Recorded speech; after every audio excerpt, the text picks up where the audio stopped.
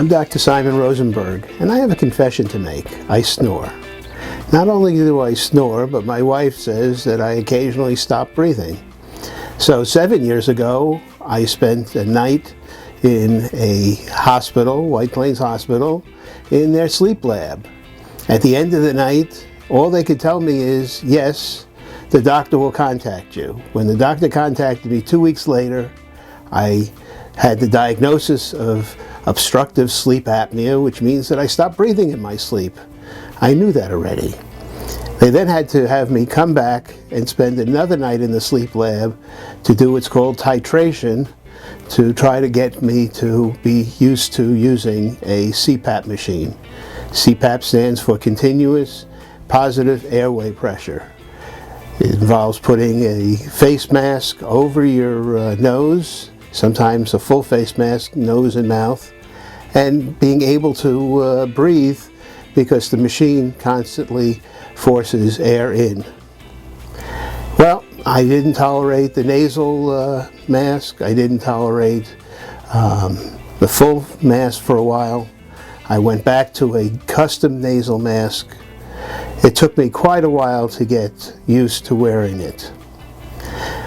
I had made snore guards for many of my patients, but recently, reading some of the more recent research, I all of a sudden realized that snoring is not just boring, it's not just disruptive of your bedtime sleep, it's not just disruptive of your bedmate, my wife's sleep, but it also involves desaturation of the oxygen that you're carrying.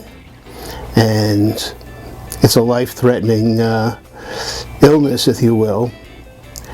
There are a couple of different approaches. I had for years made these snore guards, and we tried to find kind of a position where we brought the jaw forward and we opened the jaw, and that's what we were able to provide. I did it in the lab, I took records, but I now realize that there had to be a better way to measure the airway.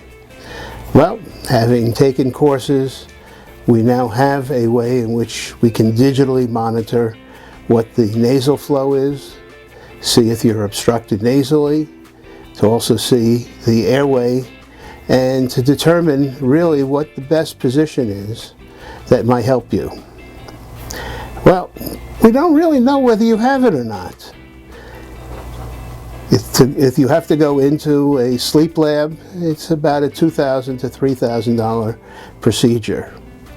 Your insurance, after your deductible, will pay 80% of that.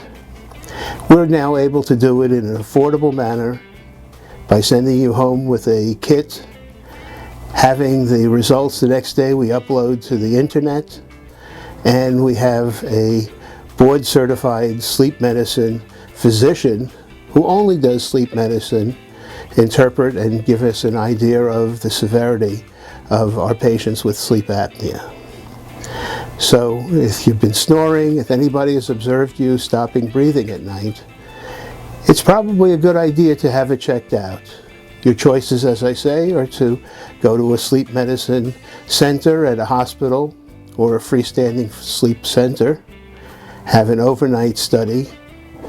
That study involves putting 32 separate wires on you, plus belts on your abdomen and chest to measure breathing, and a nasal or facial mask to measure the volume of breathing. It's called polysonography.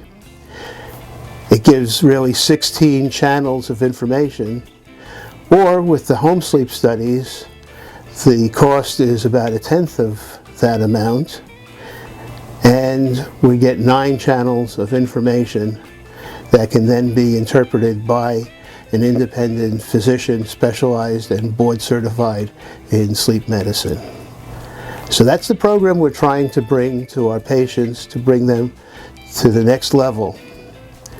It's been found that sleep apnea will reduce the life expectancy by 12 years. Smoking on average only reduces your life expectancy by 7. So this is really a significant medical problem, And since we've always been medically oriented in my practice, we're combining again that medical focus, high technology, and trying to bring that forward at an affordable price for the patient. If you want to know more about the things that we are providing and to know when we publish a new video, please subscribe. And if you have any questions, feel free to either leave a comment below or to call the office. We're here to help you.